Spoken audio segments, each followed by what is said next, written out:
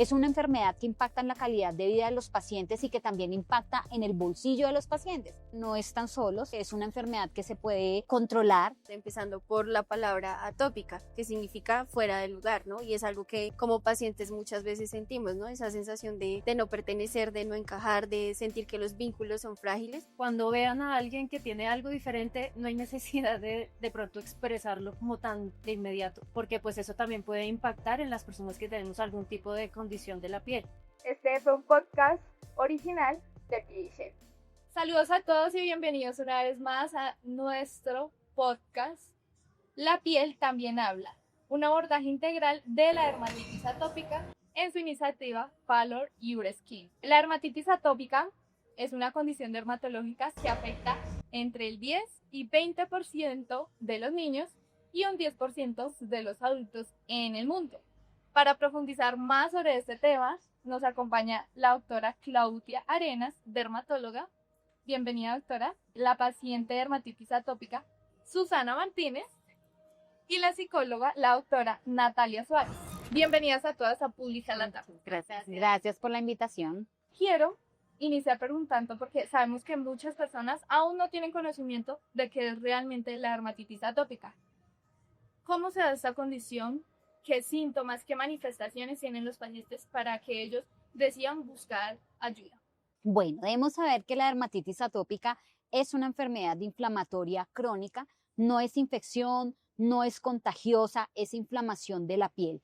Crónica quiere decir que no se cura, se controla con los tratamientos, pero con un tratamiento adecuado podemos tener periodos de remisión amplios, 1 mes, 2 meses, incluso hasta años, pero después por factores ambientales y externos que influyen en el paciente puede hacer que se vuelva a desencadenar esta enfermedad, que tiene épocas donde los pacientes están súper bien y otras épocas donde están mal. Entonces es una enfermedad inflamatoria crónica recurrente. Doctora, ¿y cuáles son los signos y síntomas que presentan los pacientes? El signo cardinal de la enfermedad es el prurito, es decir, la piquiña. Es una enfermedad que se caracteriza por eso. Y en cuanto a la clínica, es decir, de las lesiones que nosotros vemos, generalmente son unos parches que son rojos, que pican, entonces pueden tener heridas en la piel secundarias al rascado y que se localizan en diferentes partes del cuerpo dependiendo de la edad de los pacientes. Si son pacientes que son lactantes, se afecta principalmente los cachetes, el cuero cabelludo, las superficies extensoras de los brazos y las piernas, pues porque ellos gatean. Si son ya pacientes que están en la infancia o en la adolescencia o incluso en la edad adulta, son lesiones que tienden a ser más localizadas, adelante de los codos, detrás de las rodillas. En pacientes que ya son adolescentes y adultos, el compromiso es mayor a nivel facial y en la parte del cuello. Entonces, el compromiso cutáneo depende de la edad de los pacientes. Y ya que estamos hablando sobre estas manifestaciones, quiero preguntarle a Susana cuánto fue diagnosticada, cuáles fueron esos síntomas que la alertaron y decir, no, yo necesito ayuda porque pues esto me está afectando. Bueno, yo fui diagnosticada desde bebé, creo que tenía como 1 año. Entonces no sé muy bien, porque pues uno no tiene el recuerdo, pero sí todas las historias que cuentan mis papás, ¿no? Entonces ellos pues sufrieron mucho porque tengo ya unos años y ellos en esa época no tenían toda la información que se tiene ahora sobre la enfermedad. Entonces como que no sabían qué darme, en algún momento me dieron incluso comida que me generaba más alergia y pues ellos no sabían, ellos pensaban que eso era bueno para mi salud.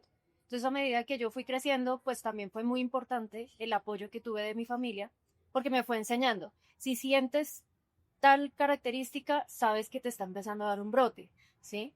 O, por ejemplo, el apoyo emocional fue bastante importante, porque sí es verdad que a uno le ponen muchos apodos, sobre todo de niño. Bueno, mentiras, en la universidad también me pusieron apodos bastante, pero digamos que uno ya tiene como un poco más de experiencia, entonces como que me ayudó mucho eso, pero principalmente la piquiña, como dice la doctora. Y ya que tú hablaste sobre el impacto emocional que tiene esta enfermedad en los pacientes, quisiera preguntarle a la doctora, ¿cómo afecta la calidad de vida de la persona al recibir el diagnóstico de esta enfermedad? Puede que en los niños no se vea tanto impacto, pero ¿cómo es en los adultos? Bueno, en los adultos yo pienso que lo primero que aparece es como la incertidumbre, ¿no? O sea, uno ya le tiene un nombre a lo que le está pasando, pero de pronto si se va a curar, qué es lo que va a pasar, tengo los recursos realmente para enfrentarme a lo que está pasando. Entonces yo diría que la primera reacción que puede aparecer cuando te dicen este es tu diagnóstico es como ese no saber qué va a pasar o cómo lo voy a enfrentar. Y pues en términos de calidad de vida, yo diría que pues en la cotidianidad nosotros vemos el impacto en muchos aspectos, desde cosas sencillas como dormir y comer hasta la interacción con otras personas, el hecho de enfrentarnos a apodos, como mencionaba Susana. Entonces es como la calidad de vida, yo diría que esa es como la afectación principal, pero al recibir el diagnóstico, tal vez la reacción primaria puede ser la incertidumbre frente al manejo en lo que viene de la enfermedad. Doctora, y bueno, digamos que un paciente adulto entiende en términos de salud mental a qué se está enfrentando, pero ¿cómo le podemos ayudar a los padres que están recibiendo el diagnóstico de su pequeño? ¿Cómo enfrentan ellos ese diagnóstico? Digamos, volviendo al tema de la incertidumbre, porque también aparecen los papás, es poder ayudarles a ellos con respuestas frente a todas las inquietudes que ellos tengan y también orientarlos frente a cómo explicarlo en un lenguaje que el niño lo pueda entender, porque como tú dices, para el adulto puede ser claro, pero a la hora de explicarle a un niño, pues digamos que la forma de abordarlo es distinto. Incluso desde el juego se pueden utilizar herramientas para que los niños entiendan qué es y cuáles son las posibles reacciones o cuáles son las posibles implicaciones que ellos van a tener a medida que la condición avance. Súper importante lo que están mencionando pues aquí nuestros doctora y nuestra paciente, y me gustaría preguntarle a la doctora cuáles son los principales factores que pueden desencadenar o empeorar estos brotes. Bueno, la dermatitis atópica son varios los factores que influyen. Uno tiene componente genético, pero no sería de forma dominante. No quiere decir que nuestros hijos vayan a tener dermatitis atópica. Puede ser de forma recesiva y no necesariamente uno tiene que tener el antecedente de dermatitis atópica, sino otra comorbilidad asociada como asma, rinitis alérgica, por ejemplo. Ahora, dentro de los factores que agravan o exacerban la enfermedad o la pueden desencadenar, es lo que se incluye dentro de un término que se llama esposoma. Y el esposoma son todos esos factores extrínsecos que agravan la enfermedad.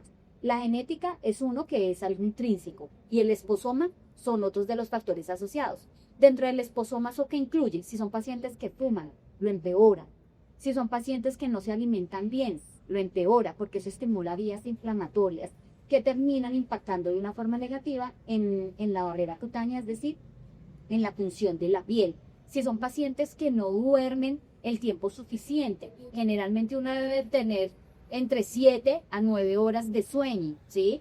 El estrés es otro factor disparador de la enfermedad. Entonces, si tú ves, son muchos los factores, la contaminación, la polución, todo eso impacta de una forma negativa en la función de la piel. Gran parte de las cosas cotidianas que tenemos impacta mucho esa enfermedad, o sea, los pacientes en realidad se enfrentan a, digamos, brotes recurrentes y no es tratar como debe ser. Y ya que estamos hablando sobre los factores que desencadenan esta condición, quiero preguntarle a Susana, ¿qué factores han llegado a empeorar o provocar un brote de dermatitis atópica? Bueno, efectivamente también depende de la edad y la actividad física que también uno tenga. Entonces yo recuerdo que en la universidad lo que más me generaba brotes era la ansiedad, el estrés, pero también salir muy temprano al frío. Recuerdo que me tocaba taparme mucho porque sentía como que se me cuarteaba la piel y por lo general me daban el rostro. Ahora estoy viviendo en tierra caliente, en una ciudad, pues obviamente la temperatura cambia, entonces ya el factor también cambia. Entonces debo cuidarme del sol. No es que no salga el sol, pero sí empiezo a sudar, entonces me empieza a sudar como acá esta parte, en los senos, entonces empieza a generarse el brote ahí. Entonces como que también es identificar, dependiendo del lugar donde esté, la circunstancia en la que yo esté también. Y pues sí, también mentalmente uno tiene como que me está dando el brote, me controlo, porque si no, empiezan otros desencadenantes también para eso. Doctora, y pues como lo mencionó aquí la doctora Arenas, sabemos que el estrés es un factor desencadenante de esta enfermedad. De todas las emociones, pues digamos el estrés es el que más influye. Cuéntenos cómo la ansiedad u otras emociones pueden afectar al paciente con dermatitis atópica. Ok, bueno, en el caso de la ansiedad, lo que pasa, pues no solo en los pacientes, sino en el ser humano en general, es que como que hay una anticipación frente a cosas que de pronto todavía no han sucedido. En la charla, digamos, lo mencionábamos en términos de Lo que les decía, no sé qué va a pasar con mi piel, no sé si me voy a mejorar, no sé si este tratamiento va a funcionar, qué va a pasar cuando vaya a esta reunión. Entonces hay una rumiación constante que de alguna manera internamente genera una respuesta fisiológica similar a la del estrés, por ejemplo, con la activación del cortisol. Entonces, y adicional a eso, cuando tú estás en un momento de ansiedad, hay reacciones fisiológicas también, entonces aumenta la frecuencia cardíaca, aumenta digamos, la sudoración, hay más sudoración y pues ya sabemos que el sudor es algo que de alguna manera pues genera incomodidad en los pacientes y aumenta la posibilidad del rascado. Entonces, si tú ves, es como una cadena de emoción, piel, piel, emoción, que pues lo importante es como ir a la raíz y entender cómo gestionar esas emociones de una forma distinta para que digamos que la consecuencia no sea lo que nosotros como pacientes vivimos. Sí, es doctor, porque la doctora aquí presente también es paciente de dermatitis atópica y ella nos cuenta desde su experiencia. Ahora quiero que hablemos un poco más sobre los tratamientos de la dermatitis atópica, doctora. Ha pasado por mucho. Quiero que nos cuente desde el antes los tratamientos a lo actual. Bueno, el tratamiento de la dermatitis atópica es como una pirámide, ¿sí? Independientemente de la severidad de la enfermedad, en la base, si es leve, moderada o severa, siempre tiene que haber una base. Y la base es la educación al paciente, que es primordial.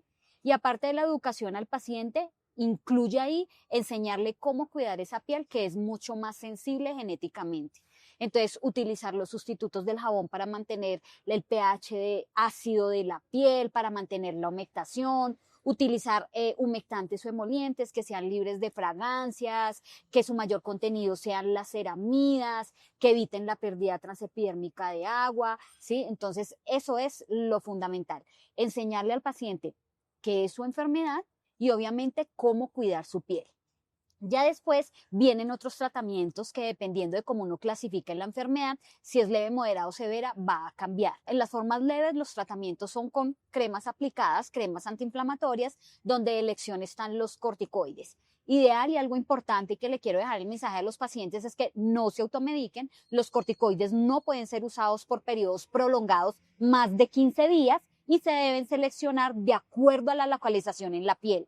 No es lo mismo tratar un párpado, una axila, unos genitales, donde la piel es mucho más delgada y estos medicamentos se absorben más y pueden tener mayor efecto secundario a una piel de un brazo o de una pierna. Entonces, la selección de este tipo de medicamentos para minimizar los efectos secundarios depende de la localización anatómica y también de la extensión de la enfermedad. Por eso es importante que los pacientes consulten con el dermatólogo y vayan muy de la mano con él para que les indique el tratamiento adecuado. Aparte de los corticoides, existen otros tratamientos ahorradores de corticoides que se llaman inhibidores de calcineurin o inhibidores de fosfodiesterasa, que son medicamentos que finalmente, ¿qué van a hacer? Disminuir la inflamación de la piel. Todos hacen lo mismo de diferente forma por diferentes vías inflamatorias que se bloquean en la piel. Existen ya después otros tratamientos que son tratamientos tomados. Dentro de los tratamientos tomados para sacar los pacientes de las crisis se pueden utilizar los corticosteroides sistémicos, pero ojo, no se deben automedicar, la dosis se da de acuerdo al peso, no por periodos mayores a 15 días, tienen efectos a nivel sistémico, ya no solamente es sobre la piel, sino a nivel sistémico, entonces impactan también de una forma negativa, de ahí la importancia de que no se utilicen por periodos prolongados y solamente se utiliza en crisis y como terapia puente para iniciarle el tratamiento que requiere el paciente de acuerdo a la severidad de la enfermedad y estos sean sobre todo en pacientes con dermatitis atópicas moderadas a severas. Tratamientos inmunomoduladores que ya hay inyectados y también tomados, ¿sí? El tratamiento de primera línea en Colombia es la ciclosporina y si los pacientes responden o no responden al tratamiento, uno evalúa y así sigue escalonando los tratamientos. Existe un abanico de tratamientos ahora aprobados y a los que los pacientes tienen beneficios que deben ser muy individualizados dependiendo del paciente y donde se necesita hacer estudios especiales para mirar cómo está su estado de salud e inmunidad para poder dar este tipo de tratamientos. Doctora, y desde su perspectiva, ¿cómo afronta el dermatólogo? Porque sabemos que muchos pacientes en Colombia no pueden acceder a los tratamientos que usted acaba de mencionar. ¿Cómo usted le ayuda a ese paciente que no puede acceder a esos tratamientos, pero que tampoco quiere que su dermatitis atópica tenga un brote recurrente y su calidad de vida se vea afectada. Bueno, debemos también entender que esta es una enfermedad que se le tiene que dar un abordaje holístico, ¿no? No solamente es una enfermedad que la trata, o sea, el dermatólogo debe ser el líder del equipo de trabajo, pero si es un paciente que uno tiene que evaluar todos sus ejes, la severidad de la enfermedad, a mayor severidad de la enfermedad, más alteración en su calidad de vida, entonces tenemos que ir de la mano con el tratamiento del psicólogo o del psiquiatra en caso de que sea necesario. El estilo de vida es fundamental, entonces también en acompañamiento con el área de nutrición. Existen también las fundaciones, ¿sí? Entonces, en este caso en Colombia, Fundapso, donde también vinculamos a los pacientes para que precisamente ellos nos ayuden gestionando estas barreras de las que tú estás hablando. Es una enfermedad que impacta en la calidad de vida de los pacientes y que también impacta en el bolsillo de los pacientes. Entonces, nosotros también muchas veces dentro de la formulación podemos darles cosas equiparables a las que ellos puedan tener acceso. Por ejemplo, si no tienen acceso a un sustituto del jabón, pueden utilizar un jabón con un pH neutro, que lo consiguen en cualquier supermercado, no es cualquier jabón. No tengo ningún conflicto de interés, pero me voy a atrever a decírselo a los pacientes para que se beneficien, que dentro de los que están en el mercado, el que tiene un pH neutro y que pueden conseguir fácilmente es el jabón Dove, por ejemplo, ¿sí? Si no pueden acceder a uno que tenga un pH ácido, que es un sustituto del jabón, que sería lo ideal. Ahora, los emolientes o los humectantes también son otra alternativa terapéutica, pero si no tienen acceso a unos que son más costosos, pueden comprarse la Lurier tapa dorada, por ejemplo, que también es de venta libre y la consiguen fácilmente, y agregarles unas gotitas de aceite de oliva extra virgen, que es el que uno le echa a las ensaladas. El aceite de oliva tiene mucha evidencia científica como efecto antiinflamatorio, no necesita tampoco, puedes embadurnarse todo el cuerpo, pero sí aplicarle unas gotitas como a la crema. O se pueden hacer cosas como un poco más rústicas, por decirlo así, que es utilizar vaselina y aceite mineral, que tiene un efecto oclusivo, y también, es decir, que con ese efecto oclusivo que se hace sobre la piel, se evita la pérdida de agua que caracterizan a estos pacientes que tienen dermatitis atópica, y en combinación con el aceite mineral, que lo que va a hacer también es aportarle como esas grasas que la piel se ha perdido y que están disminuidas en los pacientes con dermatitis atópica, y que es pues fácil de preparar, es mitad y mitad, la mezclan y se la pueden aplicar en el cuerpo. Eso con respecto a los sustitutos del jabón y los emolientes y humectantes. Para todos los pacientes hay soluciones, doctora, es muy Todo en la vida tiene solución, como dicen, menos la muerte. totalmente de acuerdo, doctora. Pero también sabemos que esta enfermedad está rodeada de demasiados mitos, como diferentes enfermedades dermatológicas, la psoriasis, la alopecia, la hidradenitis supurativa. Esta no es la excepción. Y le quiero preguntar a la doctora Natalia, ¿cuáles son los principales mitos que ha escuchado en sus pacientes y cuál es la estrategia que usted emplea para poder trabajar? Bueno, yo antes de hablar de los mitos de los pacientes, quisiera hablar del mito que a nivel social es el que más predomina, y es de que la enfermedad es contagiosa, ¿no? Eso limita mucho la interacción social con las personas, y pues de alguna manera el rechazo que muchas veces los pacientes sienten en el aspecto social. En consulta yo diría que el principal es no me voy a curar. Sí, es algo que ellos mencionan mucho, y creo que ahí parte de lo que nosotros tenemos que trabajar es la honestidad, ¿sí? Es decir, es una condición de la piel, lo que quiere decir que no se trata de si se cura o no se cura, sino de cómo aprendes a manejarlo para que afecte tu vida en la menor, digamos, implicación posible. Entonces, creo que esa parte es difícil de decir, pero es necesario para que ellos entiendan que el abordaje debe ser distinto, porque muchas veces el enfoque o la razón por la que van a terapia es como de dime cómo me quito este malestar, ¿sí? Y no se trata de quitarlo, sino de generar estrategias para aprender a vivir mejor con eso. Lo conversábamos ahorita con algunas personas, y es todo parte como de la cultura del estar bien, ¿no? Yo tengo que estar bien todo el tiempo, y todo lo que no implique estar bien significa malestar o algo que yo tengo que evitar. Entonces creo que enseñarles a ellos a aceptar que es algo que realmente no se va a quitar, sino que tiene que aprenderse a manejar, es algo que ayuda bastante. Lo segundo, el tema de la concepción que tienen del psiquiatra, por ejemplo, o del psicólogo en general. Entonces, digamos que eso ya es la última medida, es porque yo ya estoy en un punto de no retorno, estoy loco o algo así. Entonces, explicarles qué es la psicoterapia en sí y cómo puede tener grandes efectos combinado con psiquiatría si es necesario, es algo que ayuda bastante. Diría yo que esos son como los dos mitos principales. Bueno, y frente al uso de corticoides, ¿sí? Hay como dos polaridades. Una es como son lo mejor porque me ayudan mucho o no sirven para nada y me empeoraron la dermatitis. Creo que ahí el tema es, como decía la doctora Claudia, como de trabajar en alianza y de verdad de educar a las personas de son una opción de tratamiento, pero hay que saberlos usar. Sí, porque muchas veces lo que pasa con el paciente es como yo veo mejoría inmediata, me lo sigo aplicando y como ya estoy bien, entonces me lo quito. Y eso muchas veces es lo que genera de pronto reacciones o implicaciones un poco más graves en la dermatitis. Doctora, ¿y qué papel cumple el familiar, el cuidador en la salud mental del paciente? Yo diría que tiene un rol bastante importante. Digamos que hay que balancearlo, ¿no? Él es la persona que acompaña y que de alguna manera contiene al paciente en momentos de crisis. Muchas veces son los que están en las citas, los que pagan los tratamientos, los que ponen la esperanza en los tratamientos, pero son personas que también se fatigan. Mucho porque si bien contienen al paciente, no hay quien los contenga a ellos. Entonces, ellos a veces pasan por periodos de mucha frustración con los tratamientos, de culpa, sobre todo las mamás, como, ¿será que yo hice algo mal para que mi hijo tuviera esto? Y pues en el proceso terapéutico yo pienso que la familia o la red de apoyo, porque no siempre son los papás, debe estar incluida eh, como un factor protector de la condición. Y ahora vamos al otro ángulo que es con la paciente y cuáles han sido esos retos, esos mitos que más la han afectado y cómo los ha afrontado. Bueno, sí, por supuesto, y eso sí creo que es generalizado para todos los que tenemos alguna condición de la piel, es que piensan que es contagioso o que es un hongo o algo así.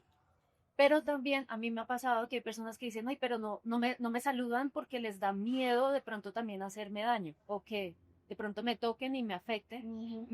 No igual como que sientan que los voy a contagiar, pero también sucede. O sea, no necesariamente es el lado negativo, sino al contrario, hay personas que quieren ser ya demasiado cuidadosas con uno y pues eso también lo pone a uno en una vulnerabilidad, porque uno busca tener una vida pues normal al respecto. Em, bueno, eso, por ejemplo, ha sido un reto, ya mencionándolo así, por ejemplo, como mujer, el maquillaje, pues todos esos temas estéticos. Yo no uso base porque nunca me acostumbré, pero sé que antes pues era más difícil. Yo llegué a usar en algún momento e inmediatamente se me generaban brotis. Entonces me decían, no, es que usted no se puede maquillar y no sé qué, y entonces se ve peor. Entonces como que también aprender a manejar eso, porque uno va a una tienda y le dicen, no, pero si tiene algo mejor no lo compre, váyase con su dermatólogo. Entonces uno va con el dermatólogo y el dermatólogo le dice a uno, inténtalo, pruébalo. Y para finalizar esta conversación que es tan bonita que hemos tenido, muy educativa también, tanto con las doctoras como con la paciente, quiero que leemos un mensaje final a todos los oyentes que nos están escuchando en estos momentos, a los familiares que también están recibiendo un diagnóstico hasta ahora de que su hijo, su amigo, tienen dermatitis atópica. ¿Quién?